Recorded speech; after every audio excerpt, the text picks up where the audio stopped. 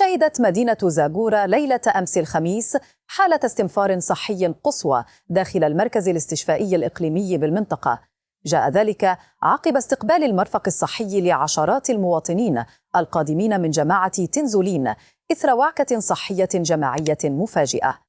أفادت تقارير إعلامية وطنية نقلاً عن جريدة لوسيت إنفو الإلكترونية بوقوع تسمم غذائي جماعي أصاب أكثر من 80 شخصاً. المصابون ظهرت عليهم بشكل متزامن علامات صحية مقلقة تمثلت في آلام حادة في منطقة البطن مع حالات تقيؤ وإسهال شديد، إضافة إلى ارتفاع في درجات الحرارة لدى بعض الحالات. المصدر الإعلامي ذاته أكد أن الضحايا شعروا بهذه الأعراض بشكل مفاجئ ومباشرة بعد تناولهم وجبة كسكس وفاكهة البطيخ الأحمر. كان ذلك خلال حضورهم لوليمة جماعية أقيمت بالمنطقة، قبل أن تتحول المناسبة إلى حالة طوارئ طبية استدعت التدخل العريض للأطقم الطبية.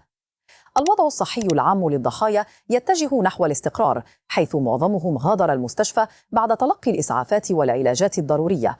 في المقابل، تؤكد المصادر الطبية استمرار وجود 4 أطفال تحت الرعاية والمراقبة الطبية المستمرة داخل قسم الأطفال بالمستشفى لضمان سلامتهم التامة.